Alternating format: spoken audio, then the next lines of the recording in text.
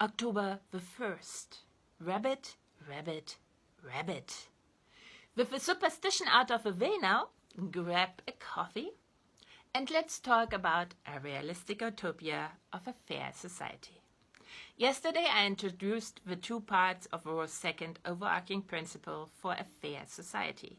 Fair equality of opportunity on the one hand and the difference principle. Why the two parts? Why is it not enough to arrange for equality of opportunity and expect equality of outcome? Take this example. We arrange for everyone to have a fair shot at becoming an architect. Does this make it necessarily fair that architects earn so much more than cleaners? Or doesn't this depend on whether it helps to promote the interests of the least advantaged by, for example, undertaking the long training needed to become an architect and applying the skills then to building things that people need? What if an architect only works for the rich and beautiful after their studies, while affordable housing is totally scarce, like right now? When we go back to the reason why all members of a group, the society, agree to use the same data set, the same rules and structures in the self-generation of their individual models of the world in order to be able to cooperate, we will find the answer. The motive of all members to agree to the contract, to become a part of this group, has been and will always be to be able to engage in random searches, exploration to better oneself. A fair shot at becoming an architect, if that's what the person mind has identified as the best information to interact with, that's what our mind is for, finding out what the best energy, the best information is to interact with and make sure that we get to the place where we can interact with it. When this is what the person's mind has identified as the best way to go, is what the social contract demands. It's exactly the reason, the motivation why everyone entered in with the contract. To do just that. Without the risk that is attached to it when they would do it as an individual. Equality of opportunity is therefore an integral part of a social contract of a fair society. Doesn't work without it. But in the end, the fruits of the random search that is studying to become an architect only materialize after years because of the group's willingness to cooperate and to together offset the high risk of the search and the years-long failure before the success could happen. Therefore, the fruits belong to the group because it wouldn't have happened without the group, or at least the right to have a say over what is done with the fruits belongs to the group, to every member in the group and not just the individual that got lucky at that point.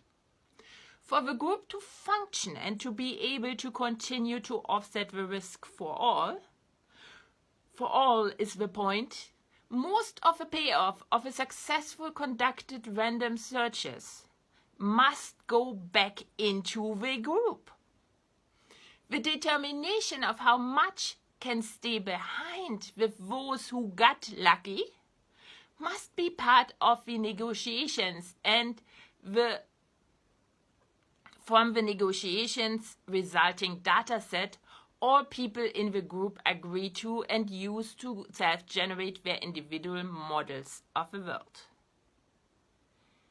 It's part of this data set because it's so integral to say what happens with the fruits of a successful random search.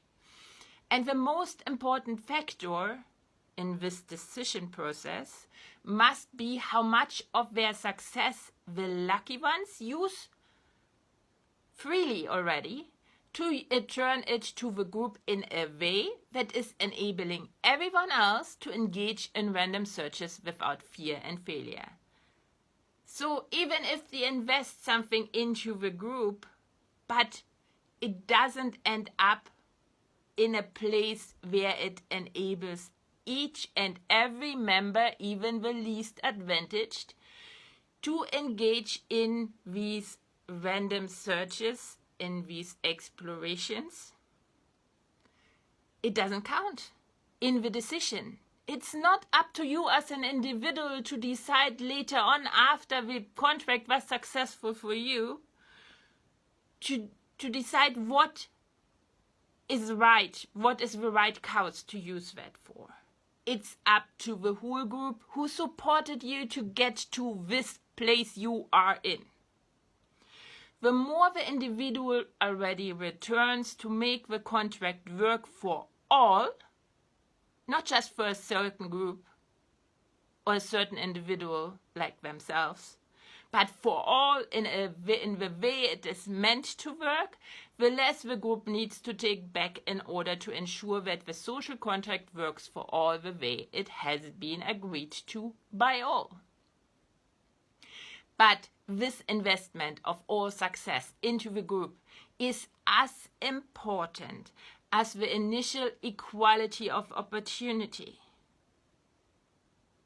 Because the group will not work. Without it, the cooperation will not give all parties the results for which they have agreed to become a part of the contract and have already paid their dues because they got the lucky one to the place he is now.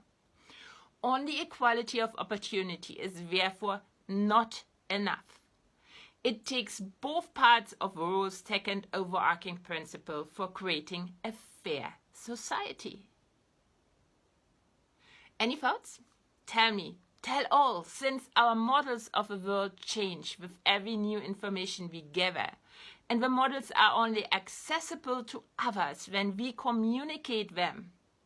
We are part of never-ending negotiations to get to this data set that require constant conversation and debate between each other, all of us, not just a few. You can engage in conversation with me again tonight when I'm doing a TikTok live again, while I'm preparing dinner. At that point, I'm of course talking about just that, the realistic utopia of a fair society, but I will also tell you how to make an Alfredo sauce.